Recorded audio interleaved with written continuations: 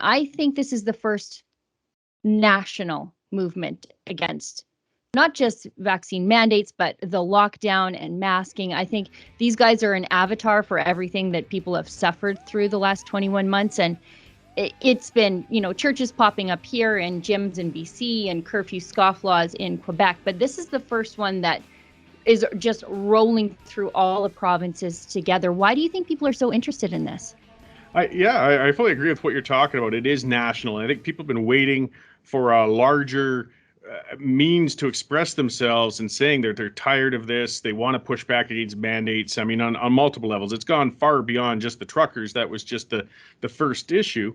And now people, whether they're waving on the side of the road or donating online, they have a means. I mean, a lot of the protests before, some of them, to be honest, were a little flaky. I went to a few, and your average person just didn't want to take part in those. But this is something they can comfortably say, yes, I'm supporting this. I'm tired of the status quo with this pandemic mess, and I'm pushing back. So that this convoy has given them the means for it, and it's just taken off, I mean, amazingly. Yeah, it really has taken off. And I think their GoFundMe, before GoFundMe put a hold on it, really speaks to the momentum that it has, because I think a lot of people, they can't be on the convoy. They're not truckers. They can't take 2 weeks off work. They want to do something other than hold a sign on the side of the road, which I think is important to show support for the efforts. But a lot of people, when they don't know what to do, they say, well, here's $20, throw some diesel in your truck.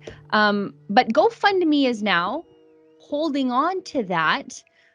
And we never see that sort of scrutiny from GoFundMe when it's a left-wing cause like BLM or any of those associated movements.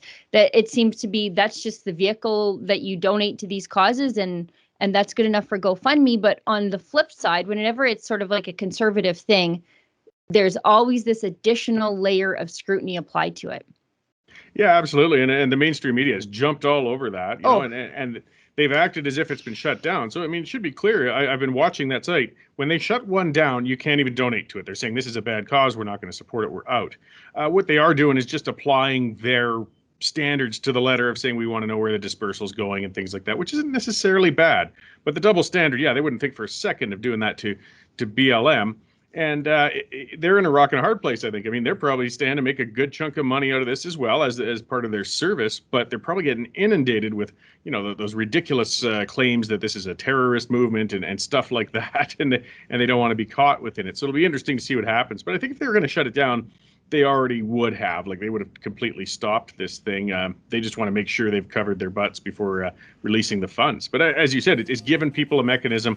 You know, they might be living in an area that's off the route. They don't have time. They have bills to pay. But hey, yeah, here's $20. Here's $50. I mean, it's over 60,000 donors on this. It's just been astounding.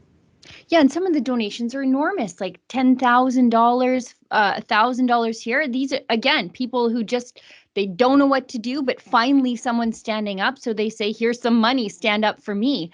But you are right to point out that this isn't just, you know, GoFundMe doing this on their own.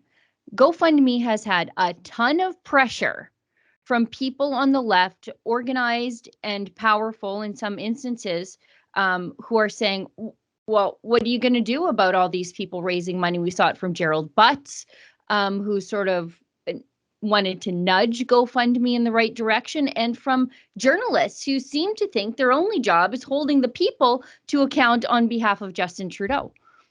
Yeah, and it's ridiculous. I mean, whose business is it anyways where this money is going? It doesn't matter. I mean, it doesn't matter. Yeah. If we want one of the worst fundraisers who abuse money, look to the federal government. They take it without a choice with a gun to our head, and they piss it away and put it in their friends' pockets. So GoFundMe is voluntary. People, I mean, as far as I'm concerned, if people want to throw their money in the fireplace, it's their money. And if they're giving it to GoFundMe, let them go. But it's an indication that this convoy has got the establishment rattled. It's got the establishment media, the politicians, the bureaucrats. They are shaken up.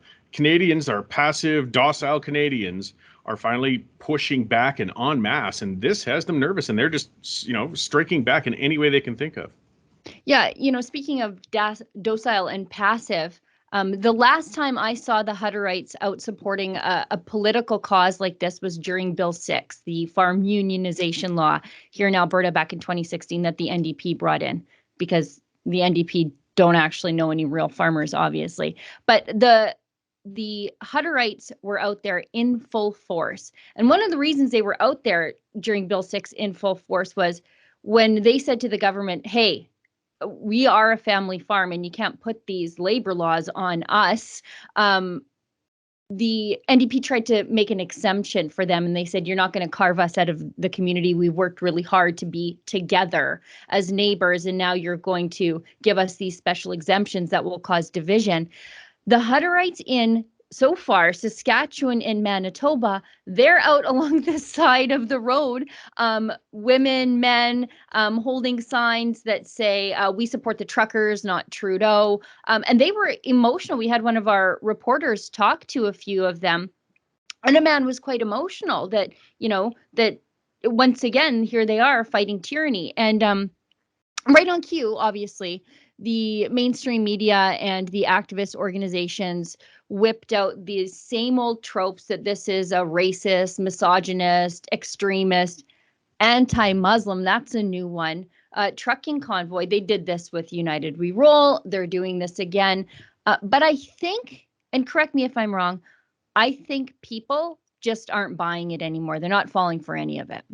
No, they're sick of it. And they know that, I mean, anybody going around who's been to a truck stop or gotten out, actually, new Canadians and to be blunt, non-white Canadians actually dominate the trucking industry. There's a lot of them working in there, and they do a great job. And there are a lot of them taking part in this convoy. They're the ones very directly affected by it. So I think, if anything, it galvanizes people. They realize this is a ridiculous accusation. It's stupid, and it ticks people off and makes them more likely to perhaps support it. And the Hutterites is very significant because, they try to stay clear and keep to themselves out of these sorts of issues. But they're also business people. They're seeing problems with the supply chains. They drive trucks as well, actually, quite often. Yep. And I think it's striking as well that one of the things among Hutterites is that they are very bound to be peaceful. If they thought this was a violent movement by any means, they would not be out there supporting this. It would go against their actual faith. So I think it's quite significant to see them coming out on such a rare occasion and supporting something like this. If you'd like to get access to my show, as well as other great TV-style shows too, like Ezra's Nightly, Ezra Levant Show, and David Menzies' Friday night show, Rebel Roundup, just go to rebelnews.com/subscribe. That's rebelnews.com/subscribe.